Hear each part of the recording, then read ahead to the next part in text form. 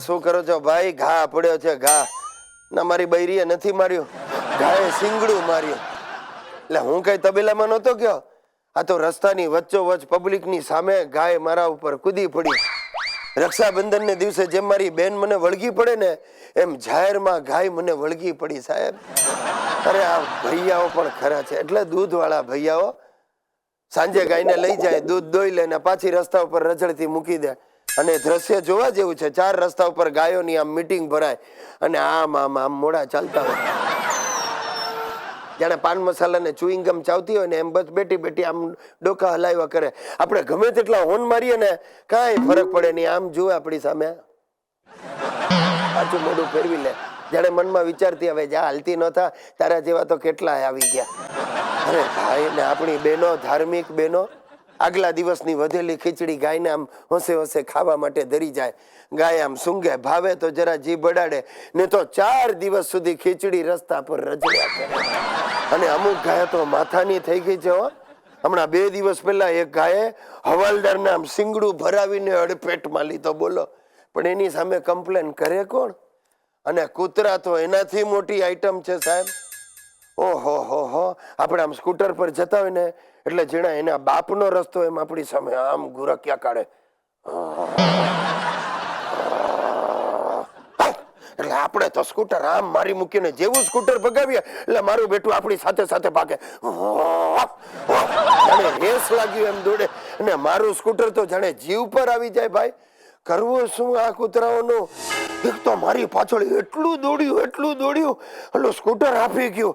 ઇતિયાની જેમ એને મારી આબરૂ કાઢી ફસ થઈ ગયું, અટકી પડી. ને પછી તો જોવા જેવી, કૂતરું મારી સામે જુએ એની સામે જો,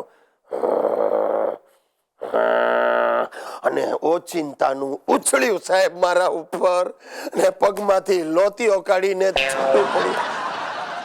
ઇન્જેક્શન લેવા પડ્યા પેટમાં. 13 ઇન્જેક્શન લીધા. કોર્સ જો કે 14નો છે પણ ડોક્ટર થી છેલ્લું ઇન્જેક્શન જમીન પર પડી ગયું. મને કે કાંઈ વાંધો નહીં, આટલા ઘણા છે. ને ખરેખર કાંઈ વાંધો આવતો એ નથી. ખાલી ક્યારેક ક્યારેક શું થાય, આમ વાતો કરતો ને તો વચ્ચે વચ્ચે આવું આવું થઈ જાય સાહેબ. પણ એક મોટી તકલીફ છે, થાંભલો જો ને અરે પ્રોબ્લેમ થાય સાહેબ. ભાગેડું ભૂપલાને મેરેજ બ્યુરો વાળાએ પકડી પાડ્યો. પાછો હું ને ભૂપલો બંને જણા પહોંચ્યા મેરેજ બ્યુરોમાં. આ વખતે કોઈક નવા બેન બેઠા હતા, નામ મીનાક્ષી. નામ જેવા એકે ગુણ નહીં. વાન થોડો સાંભળો.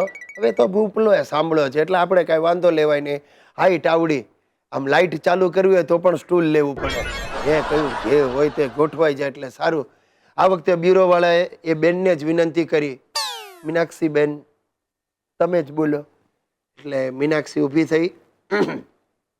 હું શું બોલું? મારું જીવન તો એક ખુલ્લી કિતાબ જેવું છે. જીવનમાં મને માણસો પાસેથી પ્રેમ નથી મળ્યો અને એટલે જ હવે હું પ્રાણીઓને પ્રેમ કરું છું. આ ભાઈ મને પસંદ છે. બ્યુરો વાળા બેને ઈશારાથી મીનાક્ષીને પૂછ્યું યસ? એટલે એને આંખ મિચકારી યસ. મેં ભૂપલાને પૂછ્યું યસ? એટલે ભૂપલાએ આંખો પોળીને કહ્યું યસ. અને બંનેનું ગોઠવાઈ ગયું. સાહેબ મને ખાતરી છે આ મીનાક્ષીને અમારા ભૂપલામાં નક્કી બળદ દેખાયો હશે. જે હોય તે, પણ પ્રાણી પ્રેમનો ઉત્તમ નમૂનો મેં પહેલી વાર જોયો. અરે ભાઈ એટલે જ તો પેલી કહેવત છે ને આપણામાં, કીડીને કોણ, હાથીને મણ, ભૂપાને પણ. ગોઠવાઈ ગયું સાહેબ. આજે તો એ વાતને 4 વર્ષ થઈ ગયા છે.